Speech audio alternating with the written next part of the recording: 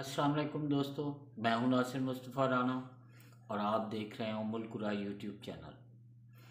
اس channel کے توسط سے میں اپنے تعلیمی تجربات آپ سے شیئر کر رہا ہوں۔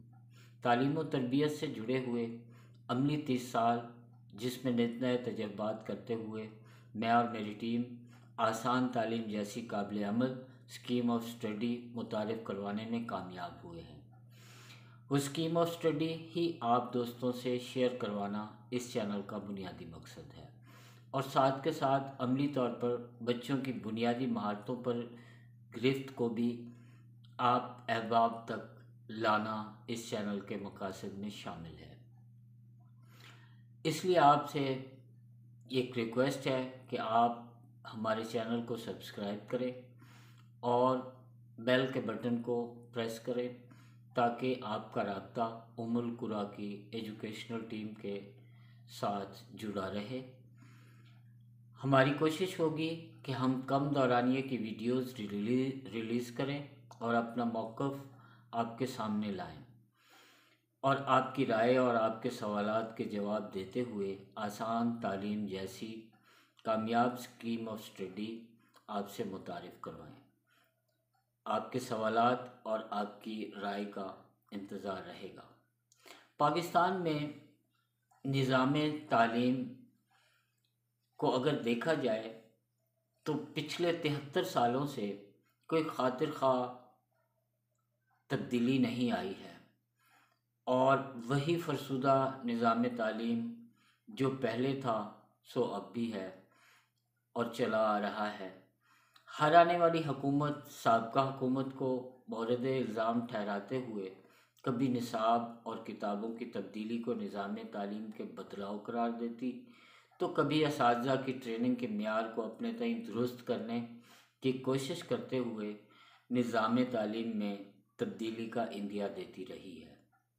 کسی حکومت نے کوشش کرتے ہوئے اس کو بدلنے کی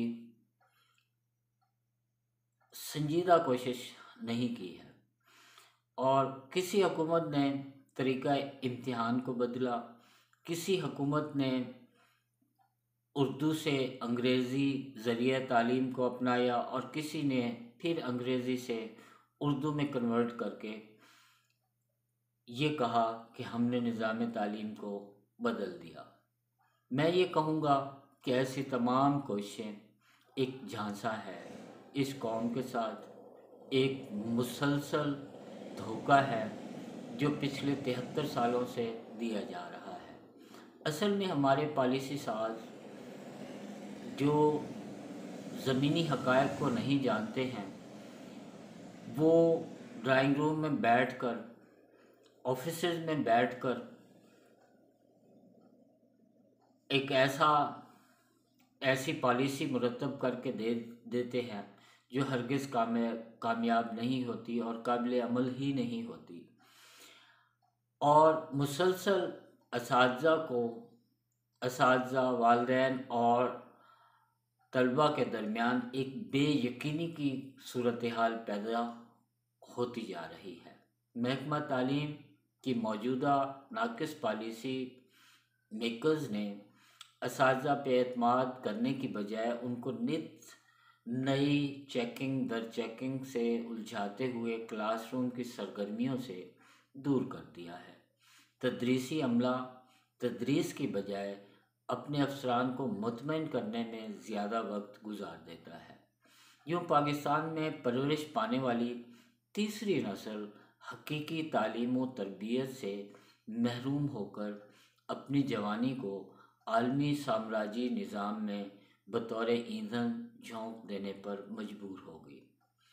جی ہاں، عالمی سامراجی نظام نے ہی ہمارے نظام تعلیم کو ایک خاص سازش کے تحت گزشتہ 200 سال سے جکڑ رکھا ہے، جس کے تحت ہم عالمی سامراج کے گھناؤنے کاروبار میں اپنی اولاد کو بطور کارکن یا ملازم بھرتی کرانے پر فخر محسوس کرتے ہیں۔